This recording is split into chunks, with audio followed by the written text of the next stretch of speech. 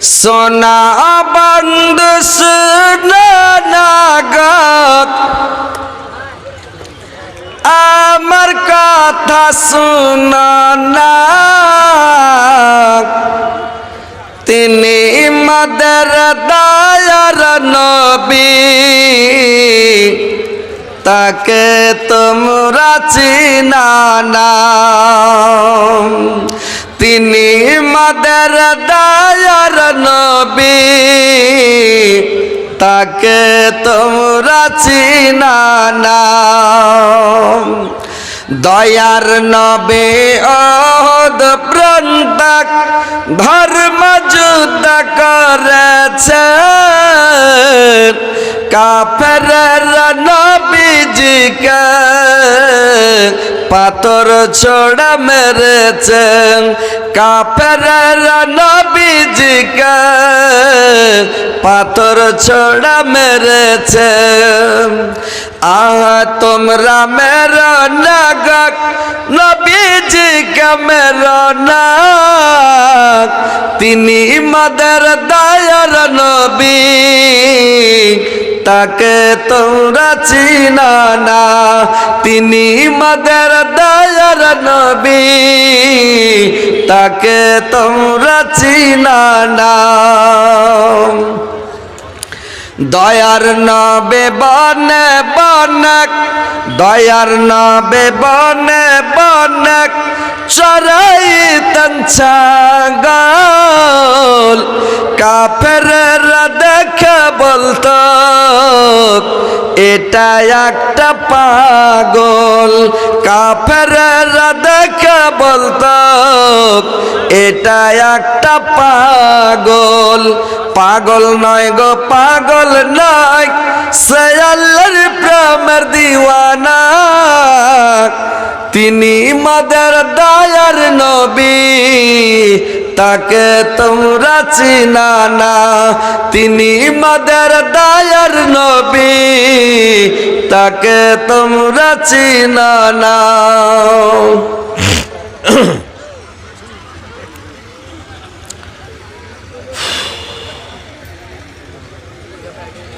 তো ভাই, আমি আমার বক্তব্যের দিকে আসছি, আপনারা মন দিয়ে ধ্যান দিয়ে শুনবেন।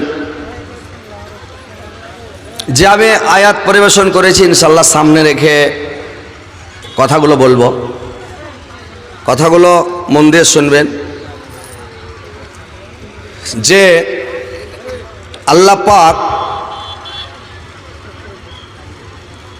পাক যে আল্লাহর রসুলকে ডাকলেন, মেরাজে নিয়ে গেলেন, যে কতগুলো দৃশ্য দেখার জন্য, কতগুলো নিদর্শন দেখার জন্য, যেন দেখে এসে তার উম্মতদেরকে, তার সাহাবাদেরকে যেন সেগুলো বলে এবং তারা শুনে যেন ভয় পায় এবং সতর্ক হয় এবং তারা জান্নাতের লোভে লালসায় যেন নামাজ না ছাড়ে, রোজা না ছাড়ে, হজ করে, জাকাত দেয়, তাসবিহ পড়ে, জিকির করে। এই সব উঠো এখানে কত লাগে, পায়খানা করা লেগেছে না কেমন কি? ওই বাংলাদেশের মুরবিটা ওই লেগে রেখে কইছিল মুরবি মুরবি, মানে উঠা যাবে না, উঠা যাবে না, ওইরকম উঠাউটি করবে না, বসে না কেন চলবে।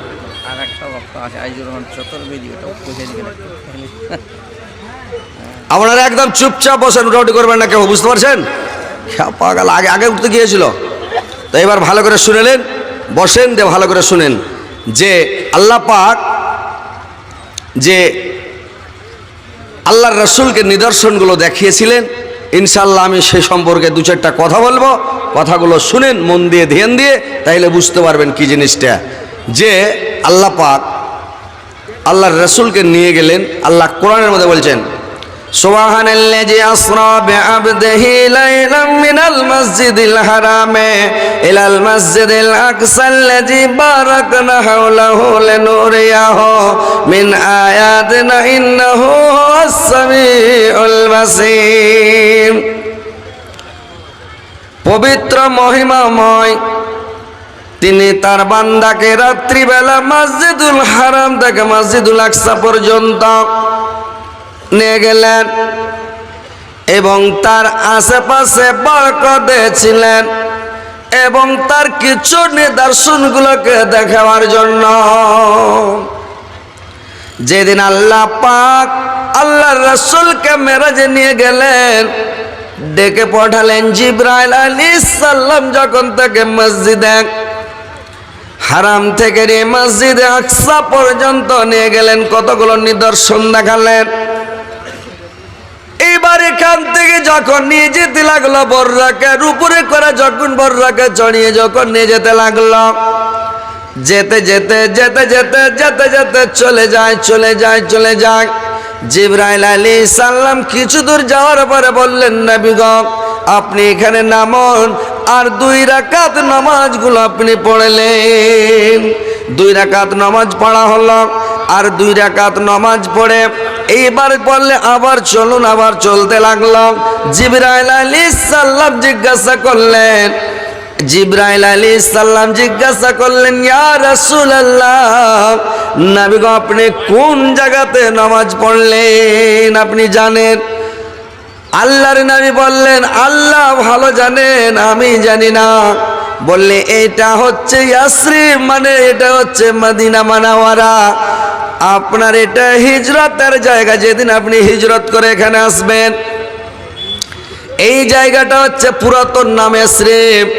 এবার চললেন যেতে যেতে আবার কিছু দূর যাওয়ার পরে আবার নামালেন, বললেন এখানে 2 রাকাত নামাজ পড়ুন। আবার 2 রাকাত নামাজ পড়লেন আর 2 রাকাত নামাজ পড়ে আবার বললেন আবার চলুন।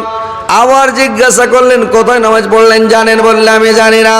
বললে এটা জায়গা হলো, এই জায়গাটা হলো তুরে সিনিনে, তুরে সিনিন তুর পরে আপনি নামাজ পড়লেন, যে এখানে মুসা আলাইহিস সালাম আল্লাহর সঙ্গে ডাইরেক্ট কথা বলেছিলেন। আবার চলতে চলতে কিছু দূর যাওয়ার পরে বললেন এখানে আপনি নামুন, আবার 2 রাকাত নামাজ আপনি পড়ুন।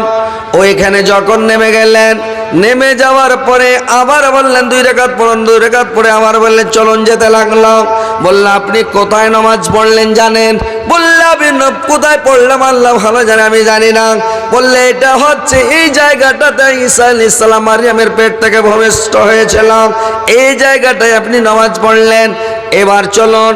এইবার যেতে যেতে যেতে যেতে মসজিদে যখন হারামে চলে গেল, তো মসজিদে হারামে যখন চলে গেল, মসজিদ আকসাতে যখন চলে গেল, ওখানে গিয়ে আবার ওইখানে নামাজ পড়লেন। সমস্ত নবীগুলোকে আল্লাহর নবীর খাতিরে জমা করা হলো, আর জমা করিয়ে সেখানে জমা করে ওখান থেকে আবার কি করলো, বর্রাকা চড়া উর্দুমুখী রওনা হয়ে গেল রে ভাই।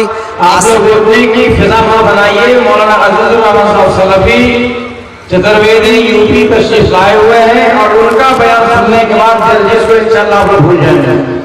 बेहतरीन तकरीर और जर्जिस की आवाज में उन्हीं के चेहरे से मिलता जुलता और सेम उसी अंदाज का तकरीर करते हैं, और उनको सुनने के बाद यकीन आप लोग जो उन्हीं को सुनना चाहेंगे। वो तशरीफ लाए हुए हैं, मौलाना के बाद उनका खिताब होगा इंशाअल्लाह।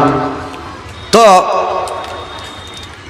এই যে মনে করছেন আসমানে চড়ার জায়গা, যেখানে সেখানে রাস্তা আছে, যেখানে সেখানে রাস্তাও নাই, ফুটাও নাই ভাই, আছে কি?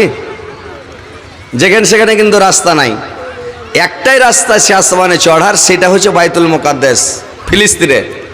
ওই একটাই জায়গা আছে, ওখানে নিয়ে গেলেন। নিয়ে যাওয়ার পরে গেট ওয়ানকে বললেন, ওখানে একটা গেট ওয়ান আছে, তার নাম হচ্ছে ইসমাইল আলাইহিস সালাম, গেটের মালিক। 12,000 সেনা নিয়ে ওখানে বসে আছে গেটের কাছে। ওই সেনা নিয়ে বসে আছে। ওখানে জিবরাইল আলাইহিস সালাম বললেন গেট খোলো। যখন গেট খোলার আবেদন করলো জিবরাইল মানে ইসমাইল আলাইহিস সালাম জিবরাইলকে বললেন ওটা আপনার সাথে কে? বলে এটা আমার সাথে মুহাম্মদ সাল্লাল্লাহু আলাইহি সাল্লাম। বললে তার কাছে কি দূত পাঠানো হয়েছে? বললে জি হ্যাঁ পাঠানো হয়েছে। এবার তখন কি করলো, গেট খুলে দিল। এবার যেমন গেট খুলে দিল রে ভাই, গেট খোলার পরে যখন গেটটা খুলে দিল, এবার 7 আসমানের ওপরে যখন চড়ে নিল, 7 আসমানের ওপরে চড়ার পরে এবার কি করলো, 7 আসমানে চড়ার পরে যখন 7 আসমানের উপরে চড়ে গেল, চড়ে যাওয়ার পরে দেখতে পেলেন হযরতে আদম আলাইহিস সালামের সঙ্গে সাক্ষাৎ হলো। হযরতে আদম আলাইহিস সালামের সঙ্গে যখন সাক্ষাৎ হয়ে গেল, তো সাক্ষাৎ যখন হয়ে গেল, হযরতে আদম আলাইহিস সালামের সঙ্গে যখন সাক্ষাৎ হলো, তো সাক্ষাৎ যখন হযরতে আদম আলাইহিস সালামের সঙ্গে সাক্ষাৎ হলো, হযরতে জিবরাইল আলাইহিস সালাম আল্লাহর নবীকে বললেন, নবী গো ইনি হচ্ছে আপনার আদি পিতা হযরতে আদম আলাইহিস সালাম, আপনি একে সালাম করুন। এবার সালাম করলেন। এবারে প্রথম যেই দিন সৃষ্টি করা হয়েছিল আদম আলাইহিস সালামকে, ওই দৃশ্যটা দেখালেন। কি দৃশ্যটা দেখালেন ভাই? যখন হযরত আদম আলাইহিস সালামের সামনে কতগুলো রূহ আনা হলো, ডান দিকে যখন তাকালেন তো রূহগুলো দেখতে পেলেন। দেখে হযরত আদম আলাইহিস সালাম কিন্তু কি করলেন, হাসতে লাগলেন। আর যখন বাম দিকে তাকালেন তখন কিন্তু কাঁদতে লাগলেন। আল্লাহর নবী জিজ্ঞাসা করলেন, জিবরাইল বলুন তো কি ব্যাপার, কেন ডান দিকে তাকালো হযরতে আদম আলাইহিস সালাম হাসতে লাগলেন, বাম দিকে তাকালেন তখন কাঁদতে লাগলেন, এর ব্যাপারটা কি? জিবরাইল আলাইহিস সালাম বললেন, যখন ডান দিকে তাকালেন এই যে কতগুলো রূহ দেখা হলো, এইগুলো সচ্ছিল সলেহীন নেককার ছেলে সন্তান, এই আওলাদগুলো জান্নাতি, পরেজগার, মুত্তাকিন, ঈমানদার, মুসলমান, মুমিন। আর বাম দিকে কতগুলো রূহ দেখা হলো, এগুলো হচ্ছে কাফের, বেদিন, মুশরিক এবং বেনামাজি বেরোজাদারেরা হচ্ছে জাহান্নামী। এই জন্য হযরত আদম আলাইহিস সালাম কেঁদে ফেললেন। যে বাম দিকে তাকিয়ে কেন কাঁদলেন? যে আমার এতগুলা সন্তান সন্ততি সবাই জাহান্নামী, এই জন্য কাঁদতে লাগলেন। বুঝতে পারলেন? এইবার ভাইরে আমার, আল্লাহর রাসূলকে নিয়ে জিবরাইল বললেন, চলো না আগে বাড়ুন। এইবার কিছুটা আগে বাড়লেন, আর একটা দৃশ্য দেখতে পেলেন রে ভাই। কি দৃশ্য দেখতে পেলেন? যে একটা লোককে দেখছেন, লোকটার মাথার উপরে বাড়কা বোল্ডার নিয়ে যাচ্ছে, আর বোল্ডার নিয়ে যে তার মাথার উপরে বোল্ডারটাকে ঝাড়ছে। মাথার উপরে বোল্ডার যেমন ঝাড়ছে, লোকটা একবারে আটা তুষরপাত হয়ে যাচ্ছে। কোনো আকার আকৃতি থাকে না, চিনা কিছুই থাকে না, নিস্নাবোধ হয়ে যাচ্ছে। আবার যখন বোল্ডারটা কুড়াতে যাচ্ছে, আবার লোকটার বডি তৈরি হয়ে যাচ্ছে। আবার লোকটাকে পাথর মারছে, আবার শেষ হয়ে যাচ্ছে, আবার পাথর মারছে, আবার শেষ হয়ে যায়। এইভাবে তাকে আযাব দিয়ে চলে যাচ্ছে। লোকটা বাপরে মারি করে চিৎকার করছে, খুব কাটাকাটা করছে। আল্লাহর নবী জিজ্ঞাসা করলেন, জিবরাইল এই লোকটা পৃথিবীতে কি পাপ করেছে যে আল্লাহ পাক একে এত বড় সাজা দিয়েছে, কি ব্যাপার? জিবরাইল আলাইহিস সালাম বললেন, শুনেন নবী গো, এই লোকটা পৃথিবীতে কি পাপ করেছে?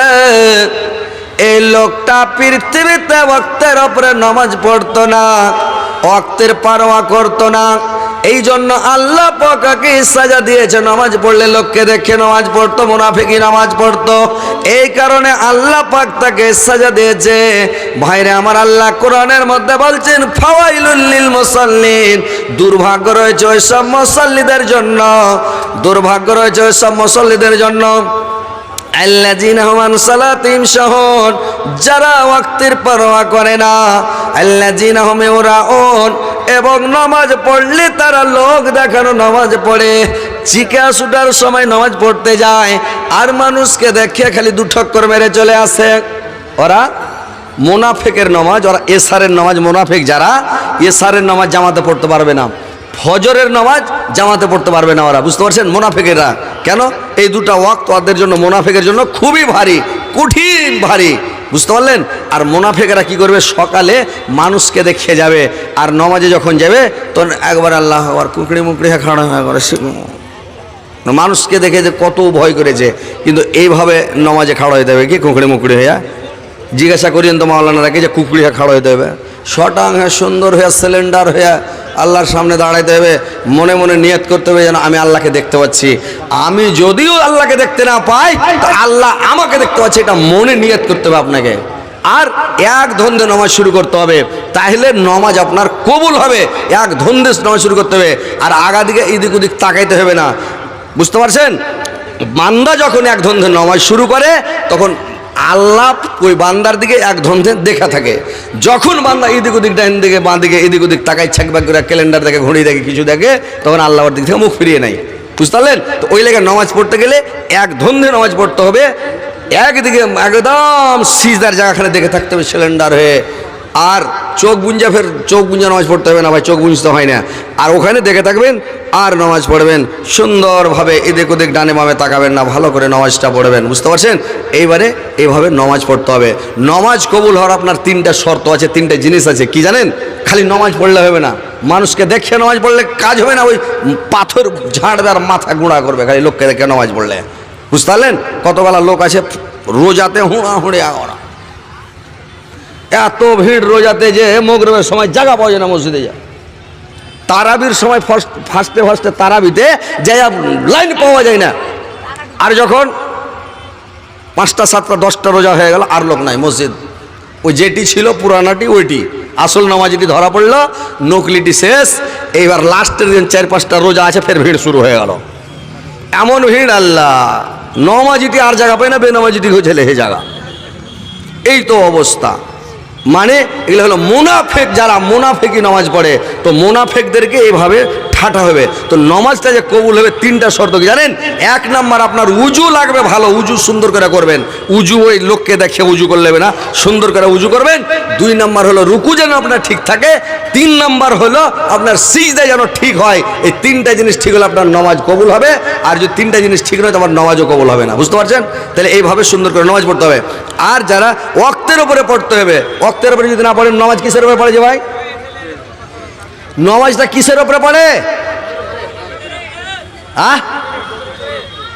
ওয়াক্তের উপরে। ওই কে বহু দেখতে গেছে, পুছ করছে তুমি কি করে খাও, কইছে হা করে খায়। মানুষ হা করে খায়, বলে কিছু কর্ম করে খায়, ব্যবসা করে খাই, বিজনেস করি, কোনো কর্ম করি, তো খ্যাপা করছে আমি হা করে খাই। এটা খ্যাপার পরিচয়। একজনকে পুছ করছে তুমি কিসের উপরে নামাজ পড়ো? সোপের উপরে পড়ি। সোপের উপরে নামাজ পড়ে? অক্তের উপরে পড়ে নাকি? এগুলা জিনিস শিখে থাকতে হয়। ওই একজনের বহু দেখতে গেছে, দেখো পুছ করছে বহুকে, তুমি লেখাপড়া করেছো কত দূর তাক? তো কেছে বাড়ি থেকে স্কুল তাক। ই যেমন পুছ করানি, তোরকম আর জব দেওয়ানি। ভালোই হয়েছে না খারাপ হয়েছে? ওকে পুছ করতে হতো তুমি কয় ক্লাস পড়েছো বা কোন ক্লাসে পড়ছো নাকি? তাহলে বলতে ওই ক্লাস পড়েছি, 10 কি 12 কি 8 কি 7 ক্লাস থেকে পড়েছি, বা অমুক ক্লাসে পড়ছি।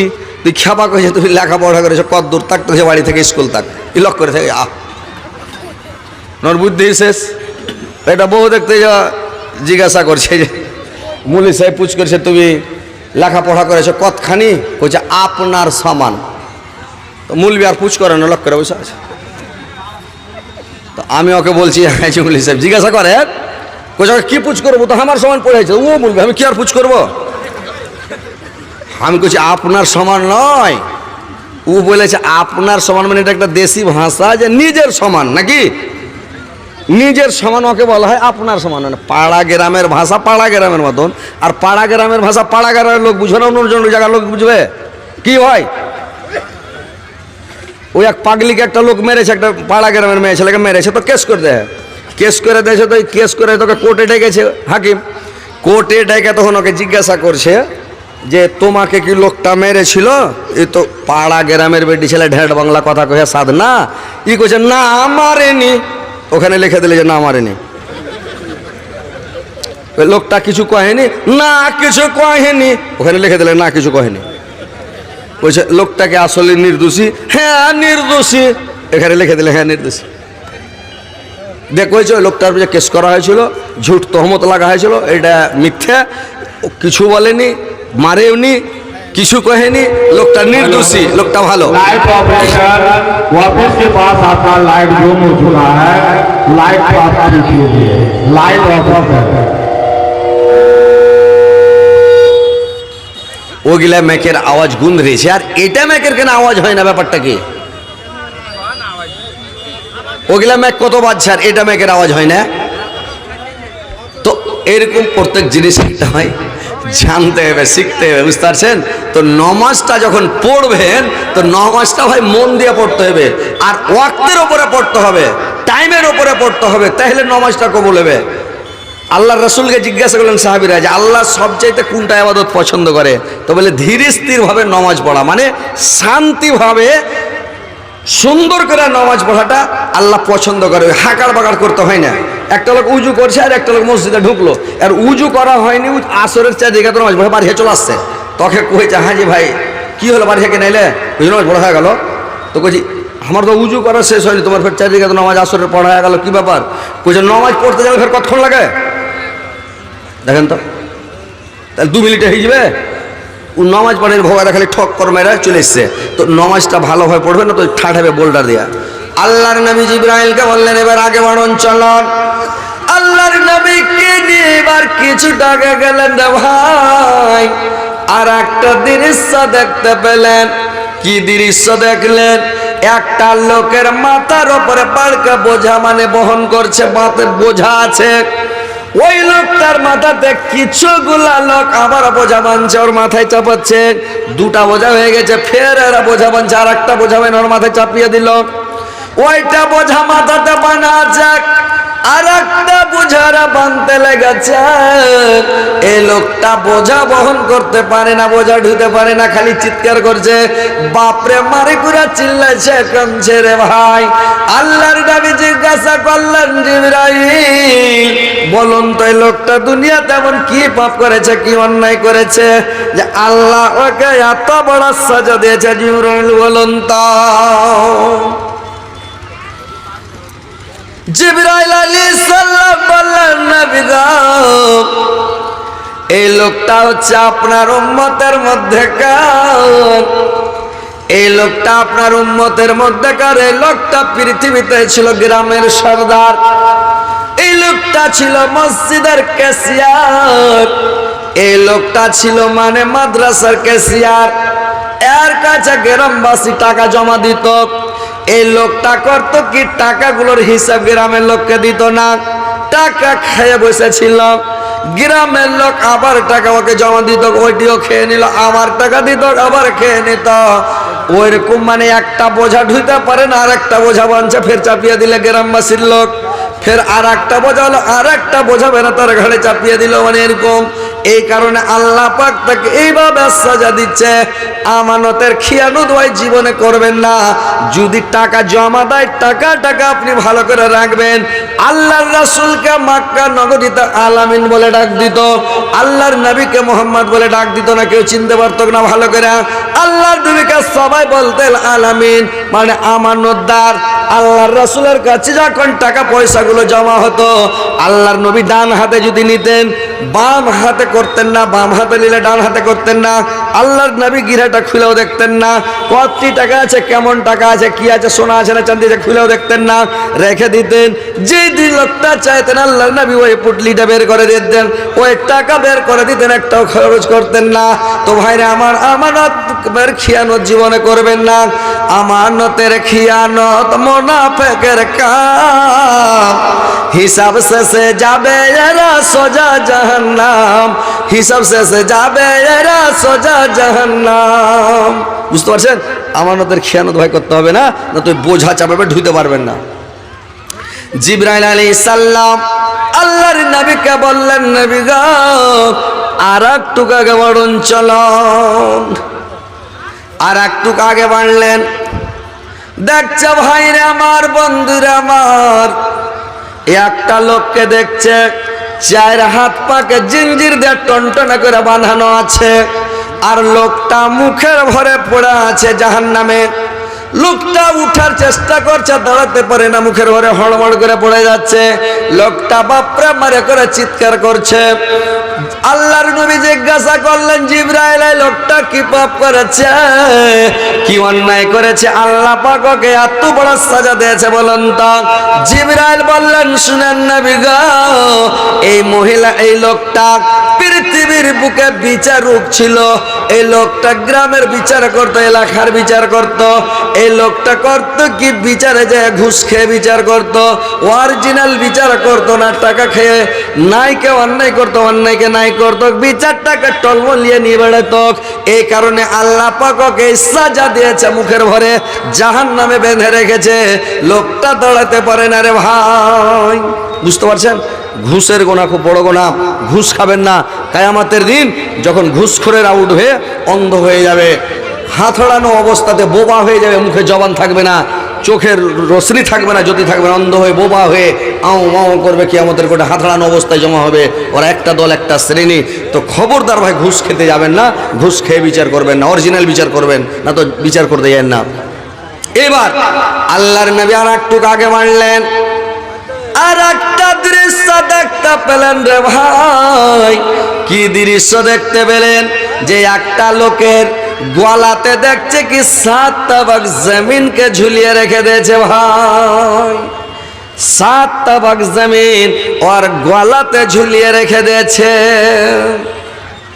লোকটা চাড়তে পারে না, লোকটা উঠেতে পারে না, উকাস পায় না। লোকটা খালি বাপরে আমারে করে চিৎকার করছে, কানাকাটা করছে। আল্লাহর নবী জিজ্ঞাসা করলেন, জিবরাইল বলুন তো, এই লোকটা পৃথিবীতে এমন কোন পাপ করেছে, কি অন্যায় করেছে, আল্লাহ ওকে এত বড় সাজা দিয়েছে বলুন তো? জিবরাইল বললেন, শুনেন নবী গো, এই লোকটা আপনার উম্মতের মধ্যে কার। এই লোকটা পৃথিবীতে করত কি, পরের জমি দখল করে খেত, পরের আইল চেপে খেত, পরের জমি দখল করত, আইল চাপত, বছরে 2বার 3বার করে খালি আইল ছাড়ত, সীমানা চুরি করত, পিলার উঠিয়ে চেপে বসত, বংশের গরমে, লাঠির গরমে, রক্তের গরমে, পয়সার গরমে পড়োশির আইল চাপত, পড়োশির আইল চাপা চেপে সীমানা চেপে পরের আইল চেপে খেত। তো যদি কোনো মানুষের আইল 4 আঙ্গুল চাপেন, 1 আঙ্গুল চেপে খান, কিয়ামতের দিন 7 তাবাক জমিন আপনার গলাতে ঝুলিয়ে দিবে রে ভাই। বুঝতে পারছেন? আপনারা আমার কথাগুলো বুঝতে পারছেন না? অসুবিধা হচ্ছে বুঝার জি ভাই? বুঝতে পারছে না? এর থেকে আরো সহজ ভাষাতে বলতে হবে। কথাগুলো ভালো করে শুনেন, ধ্যান দিয়ে শুনেন। যদি জাহান্নাম থেকে বাঁচার মন থাকে, এইসব কাজকর্ম থেকে বেঁচে থাকবেন, জান্নাতে যাবেন। আর না হলে জাহান্নামে যদি যাওয়ার মন থাকে, তাহলে যেটা মন সেটা করেন, বুঝে নেবেন। সেদিন কেউ কারোর গান যাবে না, নিজের গান হাতে নিজেকে যেতে হবে। বুঝতে পারলেন? আর সেদিন কেউ বাঁচানেওয়ালা থাকবে না, কেউ রক্ষা করানেওয়ালা থাকবে না। সেদিন কোনো কিছুই কাজ দিবে না। টাকা পয়সা, সোনা চাঁদি, শক্তি, ক্ষমতা, পাওয়ার, কোনো জিনিস কিছুই কাজ দিবে না। সেদিন সব বরবাদ হয়ে যাবে। তো ভাই কথাগুলো মন দিয়ে শুনেন। খ্যাপা না কে রে, বিনা কামে এদিক ওদিক করছে সব। अरे वहाँ रिजाकार है, कोई बात नहीं है। आप सभी रिजाकार कमेटी बॉक्स में आ गए, वहाँ सभी वहाँ कोई बात आ गए, वहाँ कोई काम नहीं। आपने ऐसी आप लोग हिम्मत उठिए, जलसा के लिए आप लोग नुकसान मत बनिए। वहाँ कोई बात नहीं है। ऑफिस के पास खाली किया जाए जगह, अपना पंजाब पे जमा আপনারা বসে যান, আপনারা বসেন না।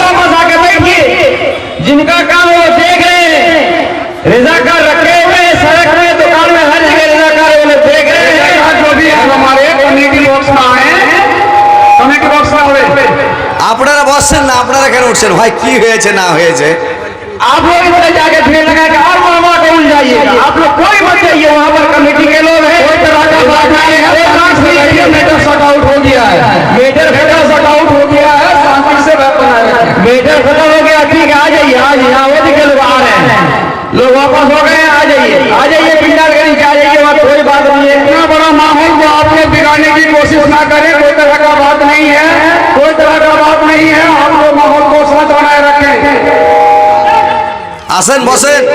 शैतान जो है इस तरह के मजलिस को नहीं जाते हैं। मौलाना अच्छी बात बोल रहे हैं, आप लोग आइए और यहाँ पर सुनिए। आप लोग स्टेज के आगे से खाली कर दें, कोई तरह का बात नहीं है। आप लोग अपना अपना जगह में बैठे, कोई আচ্ছা আচ্ছা, আলহামদুলিল্লাহ, ঠিক, বসেন বসেন, আপনারা বসেন। ওই মুর্শিদাবাদে জালসা করছিলাম ভাই, তো মুর্শিদাবাদে জালসা করছি, জালসা করতে করতে ঈদগাহার মাঠে জালসা, তো এরকম একটা হাল্লা উঠে গেল, লোক লেগেছে পালাইতে, হাসরের মাঠের মতন সব, তো পালাইতে লাগলো। কি হলো রে ভাই, কি হলো কি হলো, আমি জালসা করছি। এবার দেখা যাইছে, মানে পরে তদন্ত করে দেখা গেল একটা ছুচ্চা ঢুকে গেছে। মাইয়া লোক জানেন, ওরা 5 জমকি লোক লাফিয়া উঠে যোগ্য মাগে, মানে ওর খেলছে সাপ ঢুকে গেছে, লাফিয়া উঠেছে, তখন ওয়ার চেঁচানো সবাই চাইচাতে লেগেছে। এই চিল্লাইতে চিল্লাইতে গোটা মাহল একবারে হালচাল মেতে গেল। লাস্টে কয়েছে কি, তাকে বলে ছুচ্ছা ছিল বলছে, কহেন তো ছুচ্ছার লেগে গোটাই মাহলটা একদম ইয়ে হলো। তো ওইরকম আপনার এটা কি হয়েছে देखिए আপনারা স্যার, से गुजारिश है, ऐसी कोई बात नहीं, आप लोग प्लीज बैठिए, मजलिस को खत्म मत कीजिए प्लीज, आपसे गुजारिश है, सब कोई बैठिए, ऐसा कोई बात नहीं है। तकरीर चालू कीजिए, तकरीर चालू कीजिए, तकरीर चालू कीजिए, आप लोग बैठिए, बैठिए, बताइए सबको। কত সুন্দর নবীন, কত প্যারা নবীন, সবার সারা দয়ার নবী, তাহার জড়া নাই। কত যতন বানায়া চায় আল্লাহ আমার নবীকে, কত যতন বানায়া চায় আল্লাহ আমার নবীকে। নবী আমার ইব্রাহিম ছিলেন, নবী আমার ইব্রাহিম ছিলেন, নমরুদ বাদশাহ আগুনে পেলেন, আগুন হলো ফল বাগিচা, ইব্রাহিম জ্বলল না। কত যত্ন বানায়া চায় আল্লাহ আমার নবীকে, কত যত্ন বানায়া চায় আল্লাহ আমার নবীকে। নবী আমার মুসা ছিলেন, নবী আমার মুসা ছিলেন, তুর পাহাড়ে চলে গেলেন, খোদার নূরে পাহাড় জ্বলে, মুসা জ্বলল না। কত যত্ন বানায়া চায় আল্লাহ আমার নবীকে, কত যত্ন বানায়া চায় আল্লাহ আমার নবীকে। নবী আমার ইউনুস ছিলেন, নবী আমার ইউনুস ছিলেন, মাছের পেটে 40 দিন রইলেন, হজম হলো না।